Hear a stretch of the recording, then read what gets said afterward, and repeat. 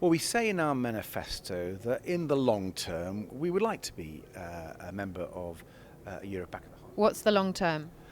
Well, it's impossible to say. One of the reasons it is impossible is because it's a two-way discussion. And what really saddens me, and I think many people, is that the Conservatives have so undermined our relationship with our closest European partners, so poisoned the trust, that it will take a while to win that back. Would we need a referendum to go back into the EU? Well, that's not going to happen in this coming Parliament, and I'm focused on this Parliament. Ed Davey, you've made this manifesto quite a deeply personal statement, if you like. Can I ask why you chose to do that? Well, for most of my political career, I haven't talked about the fact that I've been a carer much of my life. When I became leader and people started asking more questions about my background, it was clear that I was going to have to talk a bit more about it. So I talked with my wife, Emily, and my family, and actually we came to the conclusion that I had a sort of duty to talk about it. And I sort of got that the more I thought about it, because there are millions of families, millions of people who have the sort of caring challenges that I've had, whether they're young carers, whether they're caring after an elderly relative like I did with my nana, or caring after a disabled child like with my son, and indeed many other types of caring responsibilities. People have real challenges, and I just don't think they've been talked about. I think they've been forgotten. And the more we can bring that out of the shadows, I think is a good thing, not just for those people and their families, but I actually think wider society. I think the knock-on impact for our health service, for our economy, is much bigger than people have thought. Do you think this is the Lib Dems' one big moment in maybe the last decade to get cut through, to make some real progress? Is that what we're talking about in this election? Well, I hope we can get cut through. I hope people will listen to what we're saying. We're trying different ways. I've talked about my personal story. We're also doing a few more funny events, all with a serious message, to try to get engagement. The electorate have got many things on their mind. They're struggling at the moment. They're struggling with bills, struggling with life in general, and I think there's a lot of disillusionment about politicians and politics. We really picked up on the doorstep. So the question is, how can you engage? And we're trying different ways to do that. And this is a very important moment. I think this is what I would call a once-in-a-generation election. We could see a big change. Liberal Democrats could actually beat many Conservative MPs in the home counties, in areas where we've never thought we could win before. Places like Surrey, where it's looking really good for us, in Hertfordshire, in Cambridgeshire, in Oxfordshire, in Sussex, and Berkshire, and so on. I could go on. And we could be back in the West Country. This could be a moment where we get lots more Liberal Democrats elected. People can hear more of our ideas. What's the point in a Lib Dem vote, though? Because you're not going to form the next government. So is it a bit of a waste? Far from it. I think it's the most powerful vote you can cast. Let me give you 2 or 3 reasons. First of all, if you elect a local Liberal Democrat MP, you get someone who will champion your area. I mean, the evidence that if you get a Liberal Democrat MP, you get someone who's going to fight for you, your family, your community like no one else. So that's one big reason for doing it. Secondly, with our ideas in our manifesto for a fair deal for the UK, for rescuing the NHS, we're putting forward things that I think will influence the debate in a big way in the next Parliament. I've sometimes given the example of back in 1997, it was Liberal Democrats arguing to make the Bank of England independent. Labour said it shouldn't be done, Tories said it shouldn't be done. What happened 4 days into the Parliament? It was done. And I can give you a large number of examples over my years in politics where, because Liberal Democrats have put forward really compelling ideas over the years, because we've had MPs in Parliament championing them, we've got them through. Well, let's talk about some of the big ideas. We haven't got a huge amount of time. 2 of the big battlegrounds, in this election are immigration and the UK's place in the world. Let's take the EU first. We know that you are the most pro-EU party. Will you take the UK back into the European Union, and when will you do it, if so? Well, we say in our manifesto that in the long term, we would like to be a member of Europe back at the heart. What's the long term? Well, it's impossible to say. One of the reasons it is impossible is because it's a two-way discussion. And what really saddens me, and I think many people, is that the Conservatives have so undermined our relationship with our closest European partners, so poisoned the trust, that it will take a while to win that back.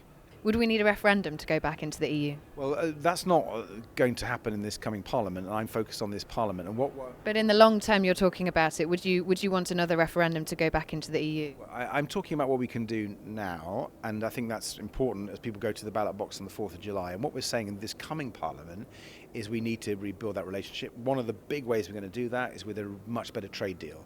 The trade deal that Boris Johnson, the Tories voted for, in fact Labour voted for, I think, it's been a disaster for our country. It's put up bills, it's hit businesses, it hit farmers, it hit fishermen, it's hit our young people. We need to get a deal, and you don't have to go back into the single market, although that is ultimately what we'd like to do, but you don't have to do that in order to get a much better deal. And I've spoken with European politicians who say that is on the table. Let's talk about immigration. Lots of people care deeply about it. You say in your manifesto you want to open up new safe and legal routes for refugees. Where would those routes be, and how many refugees would the UK welcome? Well, we'd work with the United Nations. That's the normal way you should do it. The key thing is stopping the boats. But so your answer to stopping the small boats seems to be to make it easier for those who have arrived here on small boats to claim asylum. That is part of it, but the other part is to crack down on the international crime gangs. But if you make it easier for people who arrive here on a small boat to claim asylum, which is what your manifesto says, that there's a pull factor there, isn't there? That doesn't say that. Let's be clear. We're trying to stop the boats. But there's nothing in your manifesto, I've read it, there's nothing in your manifesto that talks about stopping the boats. What you talk about is when people want to claim asylum here, you want to make that process easier.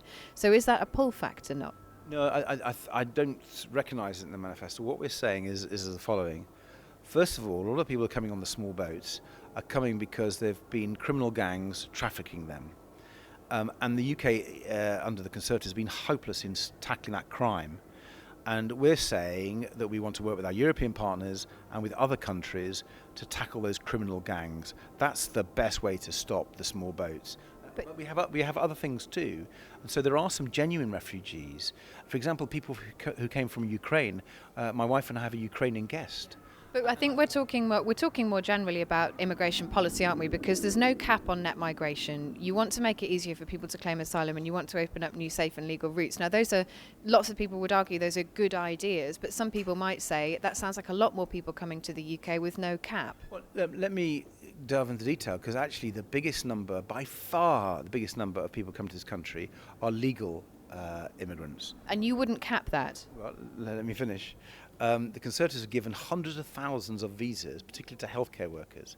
And one of the things we're saying, because immigration would come down under us, immigration would come down under the Liberal Democrats, is we would pay care workers in this country £2 an hour as a minimum, more than the national minimum wage. So we have a special higher minimum wage for care workers. That would attract people into the care system, people who currently don't want to do that job because they can get equally well paid in an Amazon warehouse or in a supermarket. And if you want to ensure that people in this country can do the jobs we need to be done, you need to pay people properly. And the Conservatives immigration comes down under the Lib Dems to what? In a word?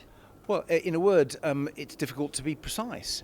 Well, let me explain. The Conservatives have put forward caps. How many times have they done that? Do you know? They've done it so many times, and those caps the Conservatives have said they were going to do have never been achieved. I need to ask you about your costings. We need to move on. We don't have very much time. The IFS today have reviewed your costings document. We talked about it at your launch earlier. They've said your costings aren't realistic. There's no way you'll get 1.4 billion from a share buyback tax. They say it's a bad idea. They warn your bank taxes will be passed on to customers. You can't raise 27 billion. You can't afford your policies. Well, I have a huge amount of respect for the IFS, but I don't agree with what they've said. Let me deal with the share buyback, which they are the most critical of. That's 1.4 billion of our 27 billion, so it's a small part, but nevertheless, let's deal with it. Actually, if you applied it, you'd get 2.3 billion, but we've been cautious because there could be behavioural change, which I think is behind the IFS criticism, and we brought that figure down from 2.3 to 1.4. And there are lots of experts like the Institute of Public Policy Research who think it's a really good idea. Plus, if you want to look at it in practice, they've done it in the United States. President Joe Biden has implemented this, and they've got a huge amount of money. So there's no doubt it could happen. And what about the departments which would still have huge unprotected spending? I mean, they would still have to make billions of pounds of cuts. Well, one thing that I'm really proud of with our costings is we've been quite cautious. So we haven't included the savings that we'll get from our policies or the growth benefits you'll get from our policies. We just haven't included them to be cautious. Let me give you two examples, though, of where that cautious means that we could afford probably more, but we're just not going to promise what we can't guarantee. First of all, our free personal care, according to some of the experts, would generate £3 billion of savings from the NHS. We haven't included that. If you look at our policies on trade with the EU, our policies on reducing the health waiting list, that would spur growth. That would create more revenue. We haven't included that. So we've been really cautious. We wanted our costings to be really credible, and they are. Ed Davey, thank you very much. Thank you.